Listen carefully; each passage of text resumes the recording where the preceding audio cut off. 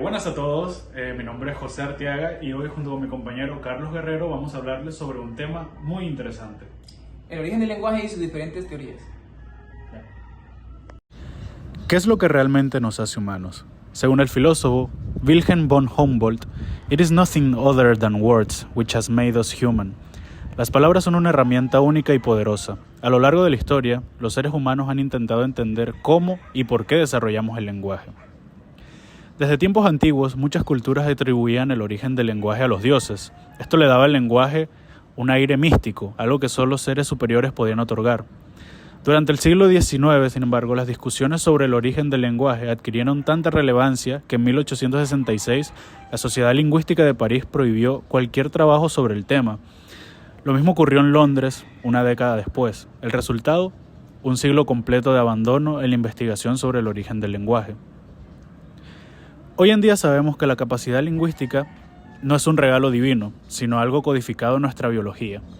Los humanos tenemos una anatomía única para hablar. Por ejemplo, el hueso hioides, ubicado en la parte baja de la mandíbula, es clave para la articulación. Este hueso tiene al menos 500.000 años y se ha encontrado en especies como el Homo heidelbergensis. Aunque los chimpancés también tienen este hueso, su morfología es diferente, lo que explica por qué no pueden hablar como nosotros. Otro factor anatómico es la ausencia de sacos aéreos en los humanos. Estas membranas presentes en los chimpancés dificultan la articulación. Esto, junto con una capacidad auditiva diferente, permite a los humanos procesar mejor los sonidos del habla. ¿Qué significa esto? Que el Homo heidelbergensis hace 500.000 años probablemente tenía la capacidad de comunicarse oralmente, aunque de una manera mucho más primitiva que el lenguaje actual. Pero hablar no lo es todo.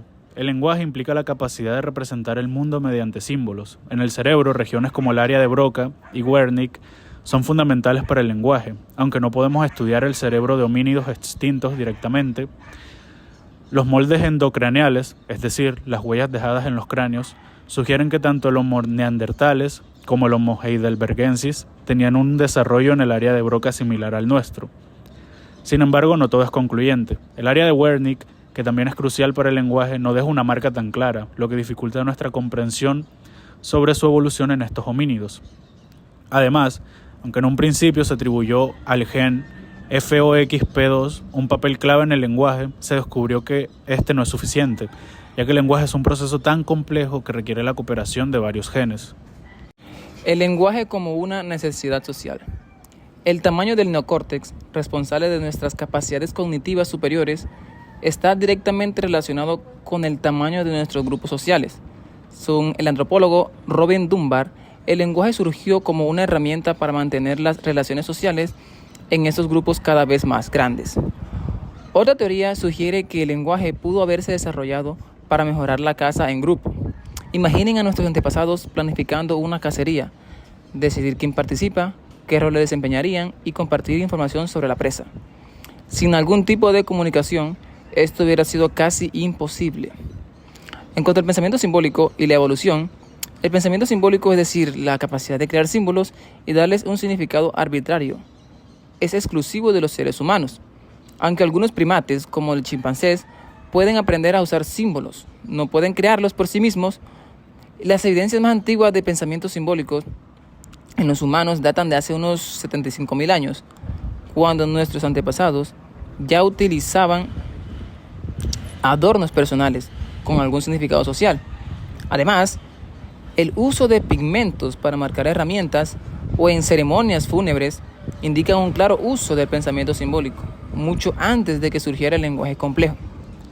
En conclusión, las evidencias biológicas, psicológicas y antropológicas apuntan a que nuestros antepasados de hace 5.000 años, 500.000 años, 1.000.000 de años, ya contaban con la anatomía y capacidades cognitivas necesarias para algún tipo de comunicación, aunque mucho más primitivas que nuestro lenguaje actual.